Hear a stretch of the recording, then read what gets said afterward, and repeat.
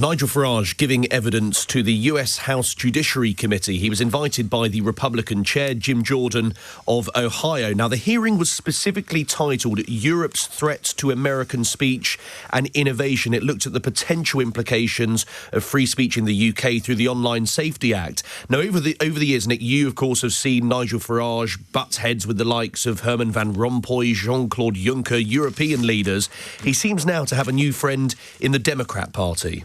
To the people of UK who think this Putin-loving free speech imposter and Trump sycophant will protect freedom in your country, come on over to America and see what Trump and MAGA are doing to destroy our freedom, kidnap college students off the street, ban books from our libraries, militarize our police and unleash them against our communities, take over our universities, wreck our professional civil service, and turn the government into a money-making machine for Trump and his family. You might think twice before you let Mr. Farage make Britain great again.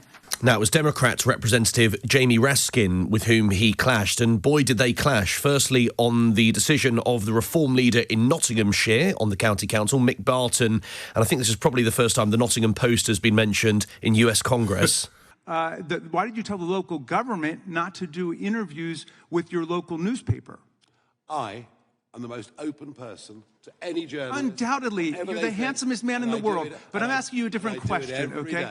That's not my question. My question for you is, and it's legit, why do you ban journalists that you disagree with from your political events, like from your convention? I don't. Okay, and you say you've never done that? I can't think, if I go back the last 25 years, I can't think of banning anybody. And the butting of heads went on. Just because Mr. Farage has used his airtime to call for banning peaceful protests that he disagrees with. No one has stopped him from going on Russian TV 17 times and saying also and repeating that the one world political leader he most admired was Vladimir Putin, even though Vladimir Putin is a war criminal. Jamie Raskin's time was then up. Hank Johnson, a Democrat from Georgia, then took up the baton. How many seats in the parliament are there? 651, if you include the speaker, that is. 650, yes. And how many are a part, how many seats does your party hold? How many seats do the opinion polls say we're going to get next time? Is that your question? I mean, I the see. numbers don't lie. You only have 4 seats, right? I'm afraid so, yes. And so you are indeed the leader of a fringe party. Oh, I'm a fringe, all right. Don't worry about that. And you are here today I'm going to answer to your impress question. all of those tech bros, including Elon Musk. Isn't that correct? You're trying to ingratiate yourself with the tech bros by coming over here and trying to... Can I get a cup of coffee or something? And you're arguing... We'll be here a long time. When the Reform UK leader did have a chance to speak, he then generated perhaps the most headlines, Nick, by seeming to compare the UK to the authoritarian regime of North Korea when discussing the arrest of the writer Graham Linehan. Threaten free speech across the West because of the knock-on rollout effects of this legislation from us or from the European Union. So I've come today as well to be a klaxon, to say to you, don't allow, piece by piece, this to happen here in America. And you would be doing us and yourselves and all freedom-loving people a favour if your politicians and your businesses said to the British government, you've simply got this wrong. At what point did we become North Korea? Well, I think the Irish comedy writer found that out 2 days ago at Heathrow Airport. This is a genuinely worrying, concerning and shocking situation. Lastly, Nick, before Mr Farage comes back to Westminster or Clacton, a picture has just emerged on social media of Nigel Farage meeting Donald Trump in the Oval Office with the caption, "It's good to be back." Henry Riley reporting. Right, let's go first to Joanna Williams, who's also a columnist for Spite and appears in The Times. It's quite a punchy assertion, Joanna, that we're waking up this morning in North Korea. Would you concur? Good morning. Hello, it's great to be with you.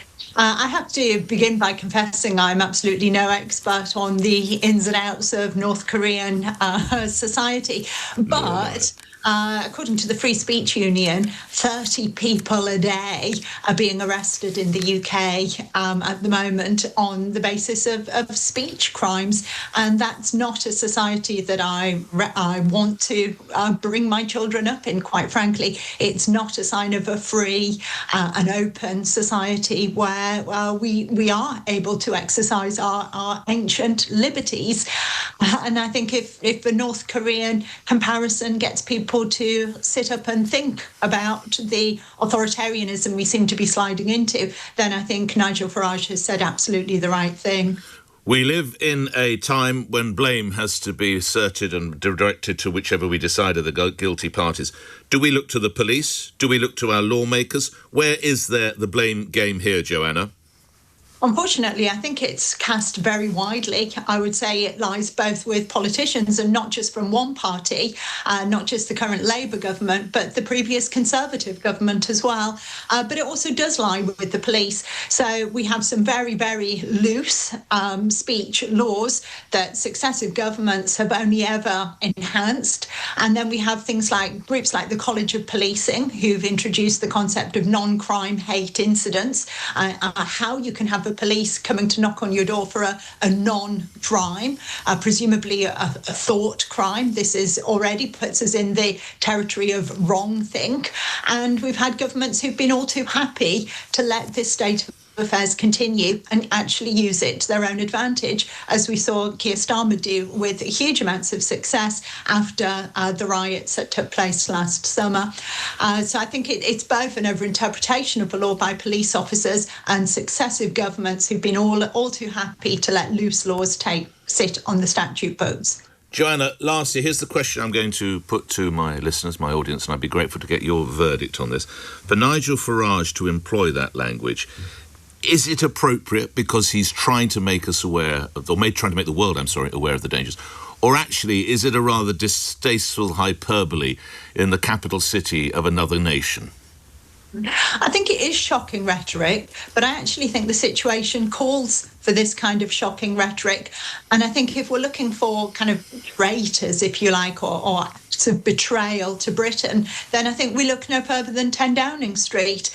Actually, we saw when Keir Starmer, Rachel Reeves first came into office last year, they spent 2-3 months talking down the British economy quite deliberately, and they are the ones who've let this political situation fester for a year with more restrictions on people's freedom. They're the ones who are also quite happy to allow a discussion about digital ID cards to taking place. So I will end it there. Joanna Williams, thank you. You're also columnist for The Times and Spiked. And talking about taking away people's freedoms, let's bring James Ball into the conversation. Now, James is political editor of The New World, formerly The New European, and he has been declined media accreditation to Reform UK's conference, which takes place actually this weekend. James Ball joins me now. What are the reasons giving, James? Good morning. So, good morning. They gave me absolutely no reasons at all. I registered all the way back in May. They had criteria. You have to have a press card. I have a press card. You have to sign up in time. I did all of that. I successfully registered. And then about 2 hours before Nigel Farage got up to say how much he loves free speech and his critics, I got a thing saying 48 hours ahead of the conference that my accreditation was now declined. I'm sorry, I'm not as familiar with your work as I should be. I'm sure many of my listeners will be. Do I describe you, as a critic of Reform UK, as an independent view? How would you characterise your writing on this? I am a comment journalist and I am a critic of Nigel Farage, but I'm also... As you are a critic of Keir Starmer, Kemi Badenoch and everyone else. I've written some incredibly critical things of Keir Starmer, and he's the supposed fascist here, and my Labour accreditation is absolutely fine. I also, I called Nigel Farage the most successful politician of his generation just after the Brexit referendum, and they quoted that very merrily from a Liberal journalist. So they've quoted me when it suits them. Several of the Reform MPs follow me on social media. It's not like they can pretend I'm not a journalist. So, well, if you've got several of them, you've got 50%, if not more, I would suggest, because there aren't that many. Quite well. So you are told that, then you hear, or this morning you read what Mr. Farage is asserting in Washington. A reaction to that, James? I watched him say it live, and I mean, it either suggests that he's got a party of 4 MPs and a couple of his mates and he can't run it despite wanting to run the country, or that he's telling fibs to Congress under oath. And I don't think either of those reflect that well on him or on his free speech credentials, which didn't look very good in front of Congress. He got called out for asking a peaceful protest to go there, and I find it a bit odd that he's so outraged that people get arrested for tweets that are a bit threatening, etc., because he did call for Joe Brand to be arrested for a joke not all that long ago. And so is he really a free speecher, or is he just someone who can't take criticism from someone like me who, you know, I'm only a political editor. What can I do to him? You are the he wants to political be a editor. world leader.